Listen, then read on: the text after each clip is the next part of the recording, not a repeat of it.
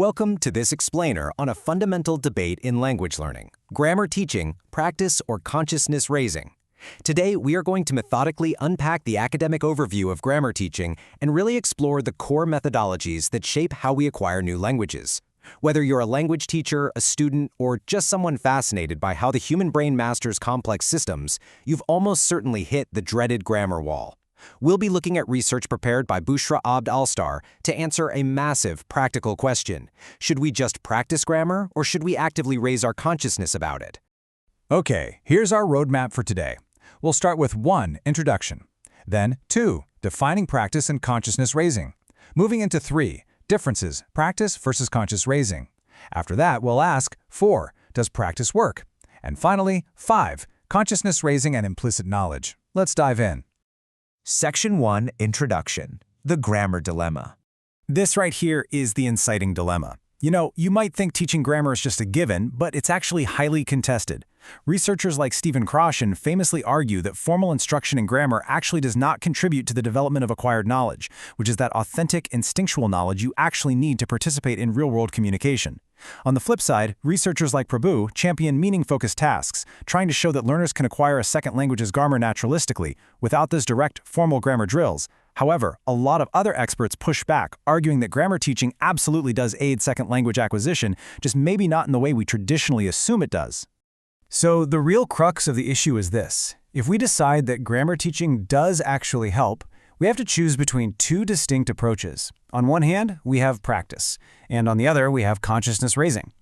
These aren't just academic buzzwords, they represent fundamentally different philosophies about exactly how the human brain digests and uses rules. Let's get into Section 2, Defining Practice and Consciousness Raising, the Foundations. Let's look at practice first. In this context, it's defined specifically as helping learners internalize structures for everyday communication under controlled and communicative conditions. Think of it as taking a specific grammar rule and drilling it over and over so it can eventually be used automatically, without thinking, in everyday conversation. And this happens under very specific, staged conditions, usually starting very controlled and then slowly moving toward open, communicative situations. Now, practice isn't just one single thing. It's a spectrum. At the strictest end, you have mechanical practice. These are your classic, rigidly controlled substitution exercises, fill-in-the-blank type stuff. Then, you step up to contextualized practice, which takes off the training wheels just a bit. This encourages learners to relate the form to its actual meaning in real-life situations.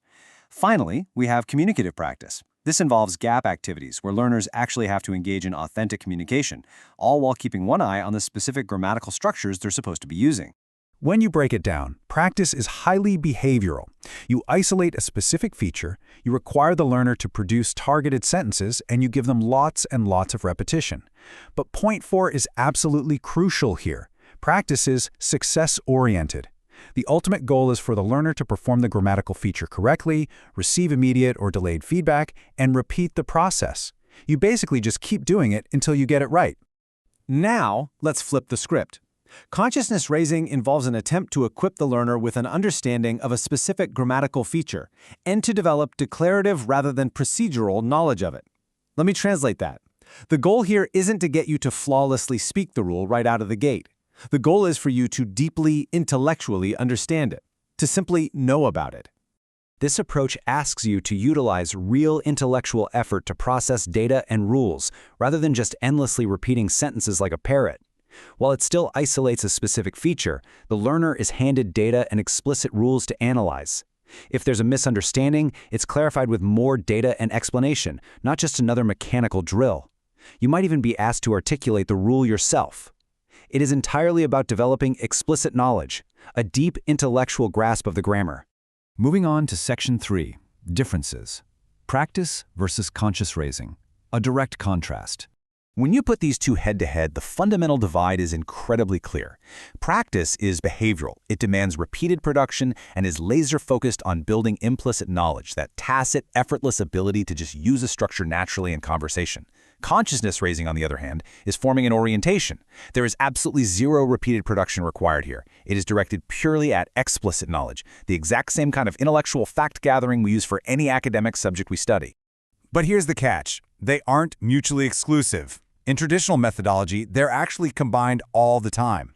Many methodologists recommend starting with a presentation stage, which is essentially consciousness raising, where learners get a clear intellectual idea of the targeted structure before they ever move on to the practice work.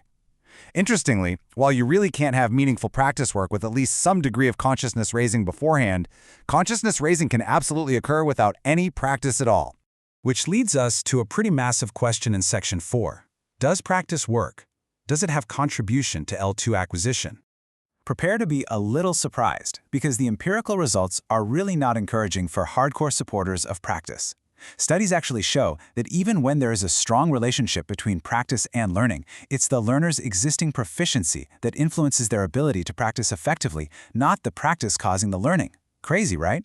Furthermore, just practicing a grammatical structure under highly controlled conditions does not seem to magically enable the learner to use that structure autonomously and freely out in the real world.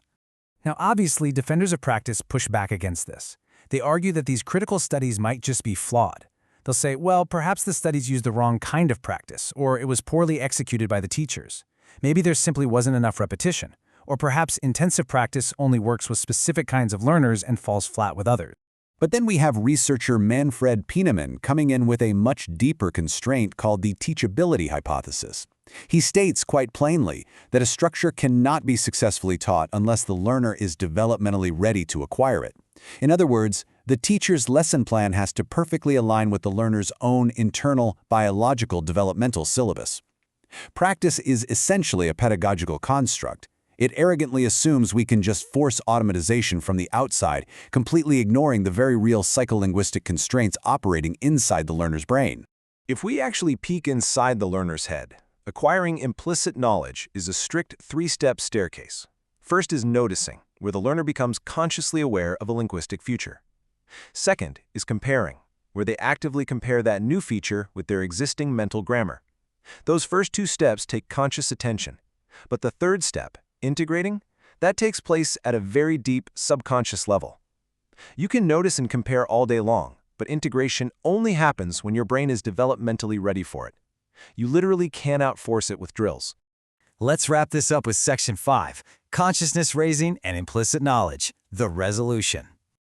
So where does consciousness raising actually fit into all of this? Well, first, it directly triggers those noticing and comparing processes we just talked about, essentially preparing the fertile ground for whenever the learner is finally developmentally ready to integrate the material. But rule 2 is what's really fascinating. Even if you are not ready to deeply integrate a rule yet, consciousness raising gives you an explicit backup file in your brain. It creates an alternative stored representation that you can access later when you finally are developmentally primed to handle it.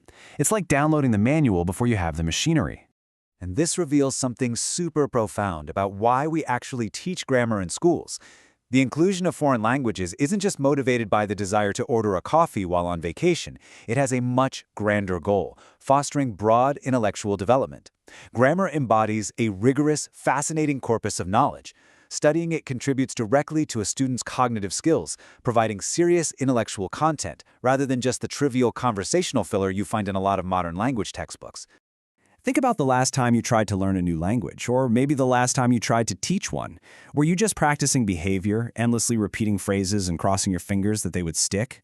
Or were you actually raising your consciousness, comparing complex mental models, and expanding your intellect? Because when you get right down to it, truly understanding the mechanics of a language is a cognitive triumph all its own. Thanks so much for joining me on this explainer. Keep asking those deep questions about how we learn, and I'll catch you in the next one.